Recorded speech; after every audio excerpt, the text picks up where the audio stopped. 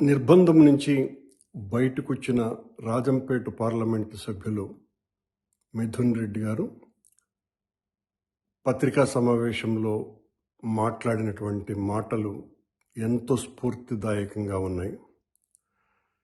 సంగ్రామం నుంచి విజయభేరితో తిరిగి వచ్చిన యుద్ధ వీరునికి మళ్ళీ ఆయన మాటలు రాష్ట్రంలో ఉన్న వైఎస్ఆర్ కాంగ్రెస్ పార్టీ కార్యకర్తలను అందరినీ కూడా ప్రేరేపితుల్ని చేస్తున్నాయి.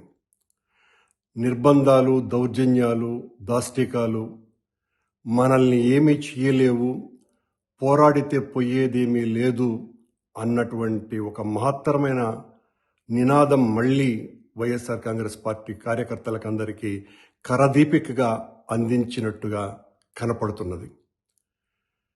మంచి చింతనిప్పుల్లో కాల్చిన అక్షరాలను మాటలుగా ఆయన నిన్న వదిలినట్టున్నది.